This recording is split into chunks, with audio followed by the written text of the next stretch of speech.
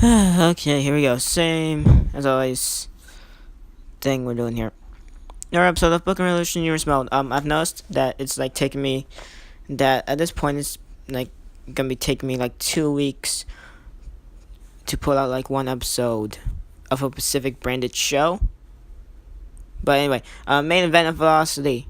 SmackDown's pre-show, of course. Rey Mysterio and Pete Dunne, of course, the announced matchup on the last episode of SmackDown, which was SmackDown Week 11. Of course, Cruiserweight Champion Seth Rollins acknowledged and he did officially leak the matchup in his promo, saying of how it will be a number one contenders matchup for the Cruiserweight Championship, as it's going to be a rematch from the last episode of Velocity between Rey Mysterio and Pete Dunne. By the way, to just as a little hype up matchup here, we have the Big Show going up against Ultimo Dragon here too. Contradicting styles here, because definitely Ultimate Dragon, of course, the high flyer, definitely way shorter than Big Show, but then again, no surprise there. Most people are shorter than Big Show. The average man is shorter than Big Show. So, most people would not be taller than a Big Show.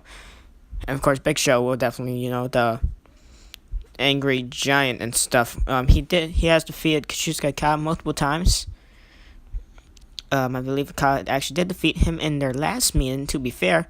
That wasn't even a rivalry, it was just a sequence of matches between them, because I actually wanted to see if Okada could, how that matchup would go out and play out. It wasn't really a rivalry all that much, though. Not really personal, just for use of seeing how it will go. So, that's Velocity. Main event, of course. Rey Mysterio, Pete Dunne. Rematch, and this time it's for a greater reward. It is for that number one contenders slot. For Seth Rollins' Cruiserweight Championship, whoever wins will face off against Rollins at the Bound for Glory, aka Money in the Bank, really, but at the Bound for Glory SmackDown exclusive pay-per-view on week 13. But before that, we got Raw's Sealed Fate pay-per-view on week 12, which I already did the match card video, to be fair, last week, Saturday. It's currently Friday, so yeah. This shows how much I'm slacking off here. I'm doing these on an every 2-day differential. And so basically, that's essentially a whole week, and not to mention Superstars. And so, yeah, so I'm kind of slacking off here. I liked it better when I was able to pull out like an episode of Raw or ECW twice, and then an episode of Raw and ECW in one day. Perhaps seeing Raw, ECW, and SmackDown to make a whole week in one day sometimes. I believe I only did that once though. Or at least be able to pull off 2 brand episodes. But now the pre-shows, while they are extremely short, Velocity, Heat, Metal, they are all extremely short. For example, this one's 9-10 minutes, depending on how long I talk after the actual video recording is over. But yeah, that's pretty much what it is. So this is what my plan was. My original plan was to just completely cancel these pre-shows altogether.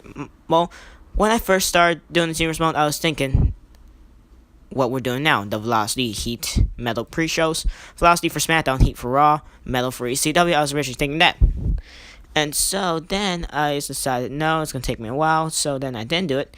I was planning on bringing in an NXT roster, but then I realized, because it's going to take a while to create all the NXT guys and stuff. And also because at that time I didn't have a pro license. I do have a pro license now, but I really don't want to create everyone currently on the NXT roster. Also, because our rosters on Raw, SmackDown, and ECW are extremely stacked. So I just decided to use Superstars as the NXT roster. Join branded between Raw, SmackDown, and ECW with the Superstars we don't usually use on the pre-shows or the regular shows. Even A.A.W is sometimes there, so that's a little bit sad. But yeah. That's because we got a couple legends. Handful of Ruthless Aggression era Superstars, the ones I grew up watching, specifically. And, of course, the legends they add to there, the whole WWF thing, for they add to there, with the whole gimmicky characters, or, stuff like that. So, I really don't care about calling this matchup. Big Show and Ultimate Dragon, I could care less. I don't care about the Rey Mysterio and Pete Dunne matchup, although it's a very good matchup. It proposed of, I'm not going to say Star Reign, but, yeah, it's actually a pretty good matchup. I'm not going to bother to fully watch. I'm just really staring at the notebook with the whole match card for SmackDown week 12 here. Essentially. So, for a SmackDown show, I'm not sure if I did say this in one of the past episodes. Did I say this on SmackDown week 11 or Superstars, something like that? But essentially, this episode of SmackDown, since we only got 2 more episodes of SmackDown to go into their pay-per-view. We got week 12 and then week 13 episode as their Big Show defeats Ultimo Dragon. I already knew that was gonna happen, and I already know who's gonna win this match because this was pre-recorded from 2 days ago. It's like I always pre-record these videos and don't feel in the mood for doing a voiceover, to be fair. And I'm losing my voice as well. Okay, anyway. So we got 2 more episodes of SmackDown to sub for stuff. We already have done a whole lot since week 8 to sub for stuff. So that's exactly 4 episodes that we have done. We have actually had 3 episodes to like sub for stuff. So this 4th one here, we don't really have to sub for no more matches. Well, we could do some more like segments and stuff. There will be no segments on SmackDown. I can say I think there's gonna be no promos, no type of segments on SmackDown. And once I upload this Velocity, once I do a voiceover for SmackDown, once I upload SmackDown there, I can tell you now, no promos, no segments, not spoiling it all that much, but that's really how it is. Because we really got nothing else to set up for. We got some matches set up. We got the title matches. We got a rivalry matchup. We got like 2 of them. One of them will be for a greater cause, I guess. We got the NXT title matchup that both SmackDown superstars are challenging for, because that's just how it went for the number 1 contenders thing. And for the first superstar to win the NXT title, ironically enough, was Mr. Perfect, who represented SmackDown in the whole battle royal we had in Superstars episode 1. We're going to be up to episode 4 once we actually do it. And so that was set up for some more stuff, not to mention including a great main event for Superstars. So that's going to be good. Then after that, once we do Superstars, we're going to do Raw Steel Fate pay-per-view. And then after that, we shall do